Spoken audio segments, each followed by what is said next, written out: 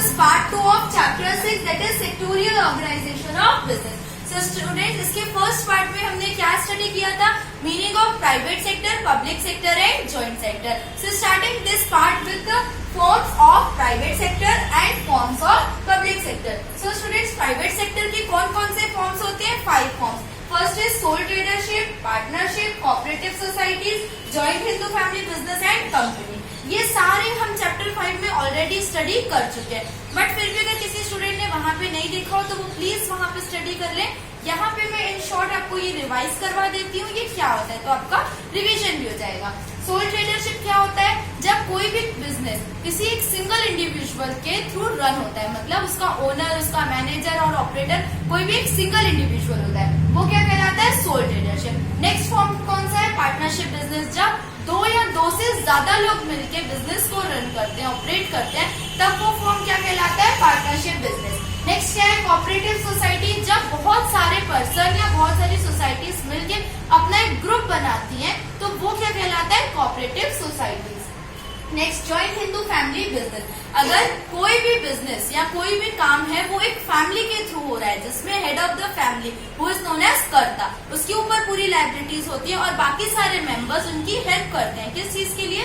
Business को run करने के लिए. तो वो कौन सा फॉर्म रहता है? Joint Hindu family business. और कंपनी तो आप जानते ही हैं, कंपनी क्या रहता है? कोई भी एक बहुत ही बड़ा ऑर्गेनाइजेशन. और कंपनी क्या है? Company is an artificial person which is created by law. So ये सारे प्राइवेट सेक्टर के फॉर्म्स है. नेक्स्ट अब हम देखते हैं पब्लिक सेक्टर के कौन कौन से फॉर्म्स होते हैं. Departmental enterprise, public corporation, government companies and board. अब इस पार्ट में हम इन चारों को डिटेल स्टडी करते हैं. What is the meaning of departmental undertaking? The enterprises which are organized, controlled and financed by the central or state government like other government departments are called departmental undertaking. वो depart, जैसे government के बहुत सारे departments होते हैं students, है ना, कि रेल एग्जाम्पल क्या है इसके? Railway, post and telegraph. तो जो डिपार्टमेंट्स के ओनर, जिसके फाइनेंस से रिलेटेड जितना भी मैनेजमेंट वर्क हो रहा है या जो भी एक्टिविटीज हो रही है, कौन कंट्रोल करता है? गवर्नमेंट कंट्रोल करता है. वो कौन सी हो सकती है? या तो सेंट्रल गवर्नमेंट या तो फिर स्टेट गवर्नमेंट. मतलब कहने का क्या है कि वो फॉर्म ऑफ ऑर्गेनाइजेशन जिसमें अलग अलग पर्टिकुलर हर चीज के सेपरेट डिपार्टमेंट्स होते हैं, तो वो क्या कहलाता है? Departmental undertaking. एग्जाम्पल्स क्या क्या है? रेलवे हो गया, पोस्ट एंड टेलीग्राफ हो गया, एक्सेट्रा. Public corporation. क्या होता है students public corporation? By public corporation और statutory corporation we mean an autonomous organization which is set up by a special act of the parliament. जैसे students मैंने आपको बताया था कि स्टैट्यूटरी कंपनी होती है. स्टैट्यूटरी कंपनी कौन सी होती है? वो कंपनी जो किसी स्पेशल एक्ट के अंडर बनी होती है ना. वहां पे मैंने आपको एग्जांपल भी दिया था, रिजर्व बैंक ऑफ इंडिया. तो सेम वैसे ही क्या रहता है? पब्लिक कॉर्पोरेशन क्या होते हैं? वो ऑर्गेनाइजेशन जो किसी भी स्पेशल एक्ट, किसके? पार्लियामेंट का कोई भी जो स्पेशल एक्ट के अंदर वर्क करते हैं, तो वो क्या कहलाते हैं? Public corporation.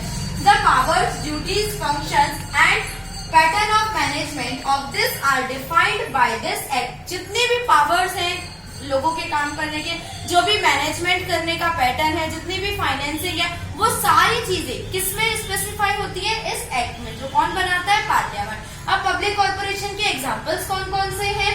Life insurance corporation of India, state bank of India, etcetera. तो ये दोनों किसके एग्जांपल्स हैं? Public corporation. और पब्लिक कॉर्पोरेशन क्या होता है? जो ऑर्गेनाइजेशन किसी भी पर्टिकुलर एक्ट के अंडर में वर्क करता है, they are known as public corporation. The third is government company. क्या होती है students government company? It is that organization in which not less than 51% of the paid up share capital is held by the government. वो institution, वो organisation, वो company जिसमें 51% shares किसके होते हैं? गवर्नमेंट के होते हैं. कौन कौन सी गवर्नमेंट हो सकती है? या तो सेंट्रल गवर्नमेंट के हो सकते हैं, स्टेट गवर्नमेंट और पार्टली. या तो पूरे 51% शेयर सेंट्रल गवर्नमेंट के होंगे, या तो पूरे 51% शेयर स्टेट गवर्नमेंट के होंगे, या तो दोनों का मिक्सअप करके हो सकता है. And it includes a company which is subsidiary company of government. Subsidiary company क्या होती है स्टूडेंट्स? ये मैंने आपको पहले वाले चैप्टर में बताया, फिर से एक बार रिपीट कर देती हूँ. क्या होती है subsidiary company? For example 2 companies है, एक है ए लिमिटेड, दूसरी है बी लिमिटेड. ए लिमिटेड के पास बी लिमिटेड के 51% तो ए लिमिटेड कंपनी कौन सी कहलाएगी? होल्डिंग कंपनी, जो उस कंपनी को होल्ड करिए, उसके शेयर्स होल्ड करिए। और बी कंपनी क्या कहलाएगी? सब्सिडरी कंपनी, जिसके शेयर्स कोई और कंपनी होल्ड करे। तो गवर्नमेंट कंपनीज कौन सी होती है? गवर्नमेंट में कंपनी वो जिसकी कोई भी एक सब्सिडरी कंपनी होती है या किसी इंस्टीट्यूशन के 51% शेयर्स अगर गवर्नमेंट होल्ड कर रही है तो वो कौन सी कहलाती है? Government company. एग्जाम्पल कौन कौन सी है? Indian oil corporation, Hindustan antibiotics limited. So these are the examples of government company. Fourth form is board. क्या होता है board? It is a mixture of departmental organisation and government company. क्या है board? Departmental organisation और government company जब mix up होके एक अलग से ऑर्गेनाइजेशन बनता है तो वो क्या कहलाता है? बोर्ड कहलाता है। Certain government companies are managed by an independent board duly appointed by the government। ये जितने भी बोर्ड्स होते हैं इनको कौन अपॉइंट करता है? कौन नॉमिनेट करता है? गवर्नमेंट करती है। इसके एग्जांपल्स क्या क्या है? Khadi Gramodyog board etcetera. So basically board क्या है? Departmental undertaking means departmental organisation और गवर्नमेंट कंपनी का मिक्सचर क्या है? बोर्ड कहलाता है। Last topic of this chapter is globalisation. क्या होता है students globalisation? It refers to that process by which an activity of an enterprise acquires international scope. वो एक्टिविटीज जिसमें कोई भी ट्रेड या कोई भी बिजनेस इंटरनेशनल स्कोप करता है।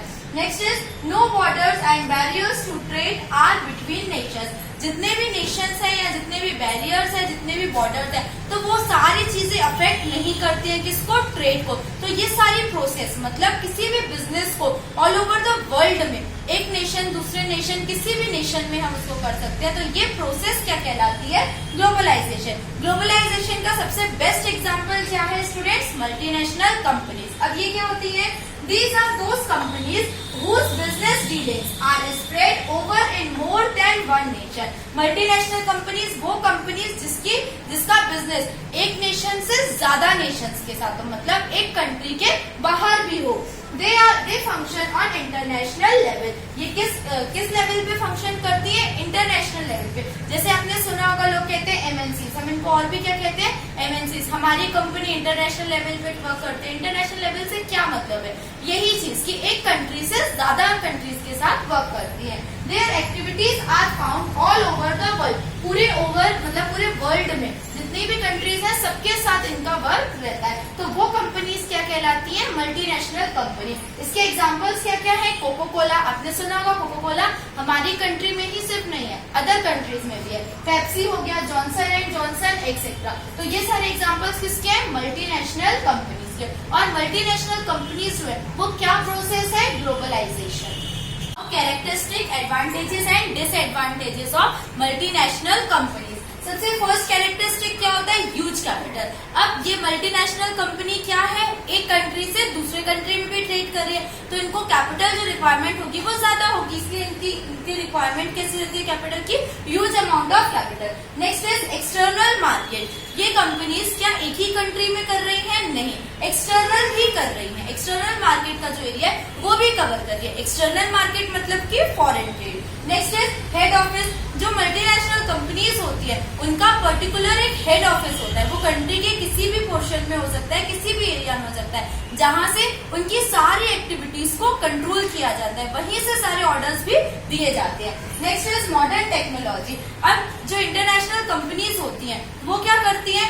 आउटसाइड भी कंट्री के वर्क कर रही है तो क्या होगा? जो न्यू टेक्नोलॉजीज होती है जो किसी कंट्री में नहीं है तो मल्टीनेशनल कंपनीज क्या करती है? वहां से वो टेक्नोलॉजी को भी कवर करती हैं और फिर उन्हीं बेसिस पे अपना बिजनेस को आगे एक्सपेंड करती हैं। सो मॉडर्न टेक्नोलॉजी भी यूज होती है। Next is world wide reputation. अब मल्टीनेशनल कंपनीज क्या है? एक ही नेशन में तो नहीं हो रही है, एक ही कंट्री में नहीं अपना वर्क कर रही है, ये और अदर कंट्रीज में भी वर्क कर रही है। तो इनकी वर्ल्ड वाइड रेपुटेशन होती है, मतलब किसी भी एक ही कंट्री में नहीं, ऑल ओवर द वर्ल्ड इनकी एक रेपुटेशन और गुडविल बनती है। So these are the characteristics of multinational companies. Now advantages, कुछ एडवांटेजेस भी होते हैं। तो सबसे पहला एडवांटेज क्या है? High quality of goods. जैसे यहाँ पे अपने कंट्री में कुछ भी बन के बिकता है, मतलब जैसा प्रोडक्ट जो भी है वो चीज बिक रही है। लेकिन जब आप किसी और कंट्री में जाके देखेंगे, हम एग्जांपल ले लेते हैं अमेरिका का, तो अमेरिका में अगर आप हमारे यहाँ के प्रोडक्ट सेल करेंगे तो वहां पे आपके प्रोडक्ट्स नहीं यूज होंगे। होंगे। क्यों नहीं होंगे? क्योंकि वहाँ की जो गवर्नमेंट होती है, जो वहाँ की लेबोरेटरीज होती है, वहाँ पे पहले हमारे प्रोडक्ट्स चेक होते हैं कि इनकी क्वालिटी कैसी है, इनकी क्वांटिटी कैसी है, ये एडल्ट्रेटेड तो नहीं है। तब अगर गवर्नमेंट उस प्रोडक्ट को पास करती है तब जाके फिर वो वहाँ पे बिकना स्टार्ट होती है। लेकिन अपनी कंट्री में ऐसा नहीं है। हमारी कंट्री में आप जो बनाओगे वो चीज आपकी सेल होगी। वो चीज दूसरी है कि रेट आपका कम ज्यादा हो सकता है, लेकिन आप जो भी बनाओगे वो चीज सेल होगी। लेकिन अगर इंटरनेशनल कंपनी है, मतलब मल्टीनेशनल कंपनी है, तब क्या होगा, उनको अपनी क्वालिटी भी मेंटेन करके रखनी रहती है। तो हमें जितने भी प्रोडक्ट्स मिलते हैं, गुड्स मिलते हैं, वो सारे कैसे रहते हैं, हाई क्वालिटी के रहते हैं। Next is promotion of industrialisation. अब अगर हम मल्टीनेशनल लेवल पे कर रहे हैं, दूसरे नेशन को भी हम हमारे प्रोडक्ट्स बना के देंगे, तो हमें क्वांटिटी भी ज्यादा चाहिए होगी, हमें उतना सप्लाई भी करना रहेगा। तो क्या होगा, हमें इंडस्ट्रीज का भी डेवलपमेंट करना होगा। तो ऐसे में इंडस्ट्रीज का भी डेवलपमेंट होगा और इंडस्ट्रियलाइजेशन भी इंक्रीज होगा। Next is generation of employment. अगर इंडस्ट्रीज बनेंगी तो क्या होगा, कौन काम करेगा वहाँ पे, कोई भी लोग ही काम करेंगे वहाँ पे जाके। तो इसमें क्या होगा, लोगों को काम करने की वहाँ पे जरूरत पड़ेगी, तो एम्प्लॉयमेंट भी इंक्रीज होगा और एम्प्लॉयमेंट भी जनरेट होगा। Next is increase standard of living. जैसे अगर मान लीजिए अभी हम इंडिया में रह रहे हैं, है ना, हम तो वैसे भी इंडिया में ही रह रहे हैं, लेकिन अगर हम यहाँ पे रह रहे हैं तो हम जिस क्वालिटी या जिस टाइप के प्रोडक्ट्स यूज कर रहे हैं, अगर हमें अदर प्रोडक्ट्स दे दिए जाए तो क्या होगा, हम यूज टू हो जाएंगे उन प्रोडक्ट्स को यूज करने के लिए। तब हमारा स्टैंडर्ड भी इंक्रीज होगा। जैसे पहले के टाइम के लोग कुछ और चीजें यूज करते थे, अब के टाइम के लोग कुछ और चीजें यूज करते थे, तो धीरे धीरे स्टैंडर्ड ऑफ लिविंग भी लोगों का इंक्रीज होता है। Next is research and development. Multinational companies, फिर से अगेन मैं वही लाइन रिपीट कर रही हूँ, सेम नेशन में नहीं होती है, अदर कंट्रीज और अदर नेशंस में भी होती है। तो क्या होता है, अपनी क्वालिटी, क्वांटिटी, हर एक चीज, रेपुटेशन, गुडविल को मेंटेन करने के लिए टाइम टू टाइम पीरियोडिक ये क्या करते हैं, रिसर्च करते रहते हैं और फिर उन्हीं बेसिस पे अपना डेवलपमेंट करते रहते हैं। So these are the advantages of multinational companies. अब कुछ एडवांटेजेस हैं तो बट ऑब्वियसली बात है कि कुछ डिसएडवांटेजेस भी होंगे। तो सबसे पहला क्या है, हाई प्राइसेस। अब अगर आपको कोई क्वालिटी दे रहा है प्रोडक्ट्स की, तो बनी बात है वो आपसे ज्यादा अमाउंट भी लेगा, तो इनके जो प्राइस होते हैं वो क्या होते हैं, ज्यादा होते हैं। Next is misleading advertisement. कई बार ऐसा होता है कि बहुत सारी कंपनीज बताती तो हैं कि हाँ आप हमारे प्रोडक्ट्स यूज करिए, ये ऐसे हैं, ये ऐसे हैं, लेकिन जब हम रियलिटी में लेने जाते हैं तो वो चीजें वैसी हमें नहीं मिलती हैं। Next is political interference. अब मल्टीनेशनल कंपनीज क्या है, एक जगह से, एक कंट्री से दूसरे कंट्री में जा रही है। सेम एग्जांपल अमेरिका वाला, अगर यहाँ के प्रोडक्ट्स हम वहाँ बोल रहे हैं कि हम आपको ये प्रोडक्ट्स बना के देंगे, आप वहाँ पे इनको सेल करिए, तो क्या होगा, सबसे पहले वो चेक करेंगे, रिसर्च करेंगे, फिर उसके बाद जाके वो आपको कंफर्मेशन देंगे कि हाँ आप ये प्रोडक्ट्स हमारे कंट्री में दीजिए। तो पॉलिटिकल इंटरफेरेंस भी हो रहा है, पॉलिटिक्स भी होगा इन चीजों में। Next is unbalance development. कई बार ऐसा होता है कि जितने एरिया, जो एरिया ऑलरेडी ग्रोथ है, इकोनॉमिक ग्रोथ है वहाँ की, यहाँ ऑलरेडी वहाँ का डेवलपमेंट हो चुका है, तभी भी हम वहीं पे डेवलपमेंट कर रहे हैं, तो इससे क्या होता है, बैलेंस्ड ग्रोथ नहीं होता है। मान लीजिए किसी एरिया में ज्यादा डेवलपमेंट की जरूरत है लेकिन किसी एरिया में कम है, तो क्या होगा, और वही करते चले जाते हैं डेवलपमेंट, तो जिस एरिया में ज्यादा जरूरत है वहाँ पे हो ही नहीं पाता है। And the last is loss to small scale industry. ये तो सबसे मेन डिसएडवांटेज हो गया।